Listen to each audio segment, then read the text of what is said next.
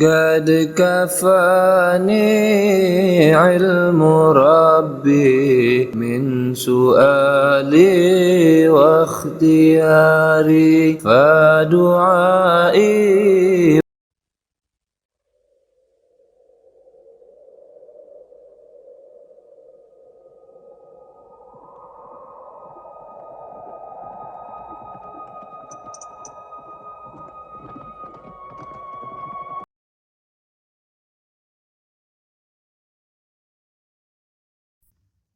Assalamualaikum warahmatullahi wabarakatuh. Bismillahirrahmanirrahim. Jumpa lagi dengan Warna Hidup. Kali ini akan mengetengahkan bagian kisah hidup, yaitu kisah hidup sahabat Nabi Muhammad SAW yang bernama Abdullah bin Mas'ud. Sahabat Nabi Muhammad SAW yang pertama kali mengumandangkan Al-Quran dengan suara merdu.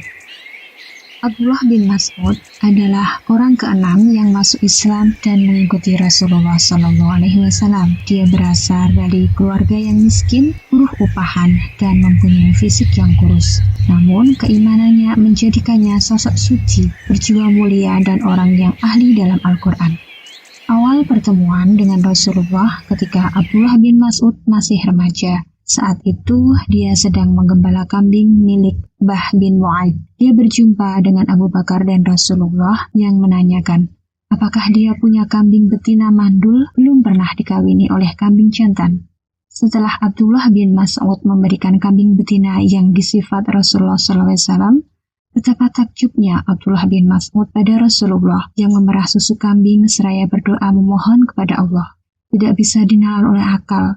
Tiba-tiba, kambing mandul yang sebelumnya tidak pernah mengeluarkan susu bisa mengeluarkan kurnia dan rizki dari Allah berupa air susu murni yang enak dan lezat untuk diminum. Karena takjubnya, Abdullah bin Mas'ud pun berkata, "Ajarkanlah padaku kata-kata itu." Rasul pun menjawab, "Engkau akan menjadi seorang anak yang terpelajar." Suatu ketika, Abdullah bin Mas'ud yang sebelumnya tidak berani lewat di hadapan salah seorang pembesar Quraisy, melainkan biasanya hanya dengan menundukkan kepala. Maka setelah masuk Islam, Abdullah bin Mas'ud memberanikan diri mendatangi pemimpin Quraisy untuk melantunkan ayat Al-Quran dengan suara yang lantang yang sebelumnya tidak pernah mereka dengar.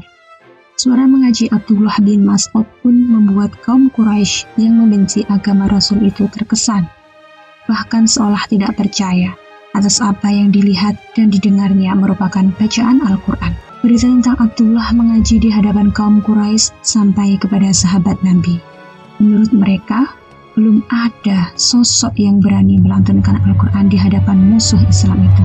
Abdullah bin Mas'ud memang telah membuktikannya dan kembali menawarkan diri untuk membacakan ayat Al-Quran kepada kaum Quraisy. Namun, hal tersebut membuat para sahabat Nabi risau. "Tapi kami mengkhawatirkanmu atas mereka. Kami menghendaki seorang laki-laki dari keluarga besar untuk melindungimu dari kaum Quraisy yang mengganggu," ujar sahabat Nabi. Abdullah bin Mas'ud pun menjawab perkataan sahabat Nabi, "Jangan khawatirkan aku, karena Allah pasti membela dan melindungiku." Maka datanglah Ibnu Mas'ud kepada kaum Quraisy di waktu duha, saat mereka sedang berada di balai pertemuannya. Ia berdiri di panggung lalu membaca ayat Al-Quran. Namun sangat disayangkan setelah kedua kalinya Abdullah melantunkan ayat Al-Quran di hadapan kaum Quraisy, mereka justru dengan tega menyiksa dan membuatnya terluka. Kabar penyiksaan Abdullah oleh kaum Quraisy itu sampai ke telinga para sahabat Nabi yang membuat mereka sedih.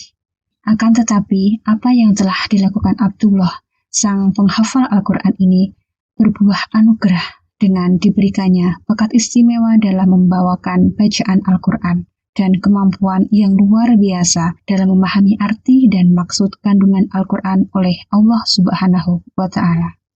Rasa cinta Rasul kepada Abdullah bin Mas'ud pun sangat besar. Bahkan Rasulullah SAW sendiri selalu ingin mendengarkan bacaan Al-Quran dari mulut Ibnu Mas'ud. Rasulullah pun berpesan kepada para sahabat supaya meneladani serta mempelajari bacaan Al-Quran seperti Ibnu Mas'ud.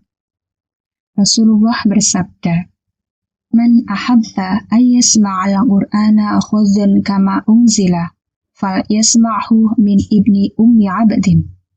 Man ahabba ayyaqra'al Qur'ana khudzan kama unzila falyaqrahu ala qiraati ibni ummi abdin. Yang artinya, siapa yang ingin mendengar Al-Quran sebagaimana ketika diturunkan, maka hendaklah ia mendengarkannya dari Ibnu Ummi Abidin. Siapa yang ingin membaca Al-Quran sebagaimana ketika diturunkan, maka hendaklah membacanya seperti Ibnu Ummi Abidin. Karena begitu besar perjuangan Ibnu Mas'ud dalam menyuarakan Al-Quran sampai akhir hidupnya, Abdullah bin Mas'ud dikenal sebagai ahli fiqh serta teladan bagi para hufaz Al-Qur'anul Karim.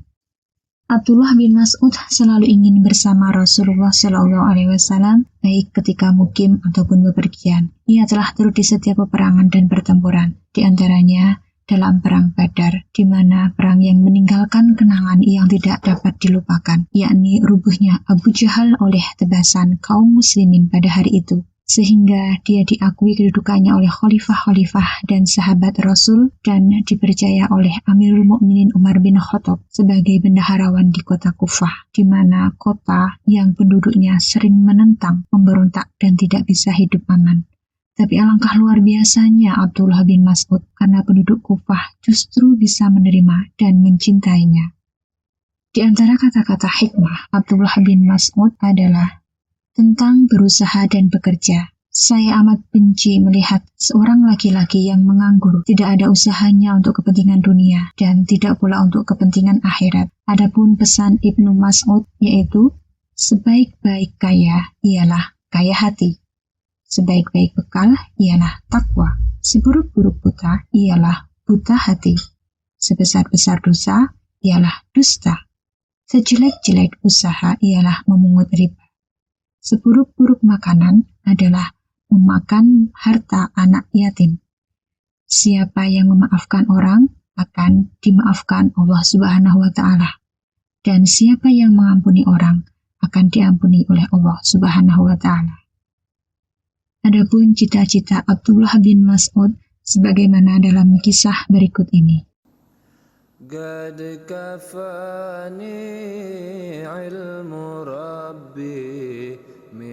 Aku bangun di tengah malam.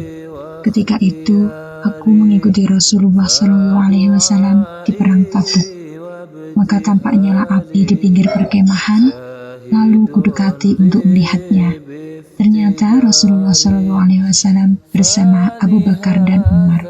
Mereka sedang menggali kuburan untuk Abdullah Zulbijadain al-Muzanni yang telah wafat.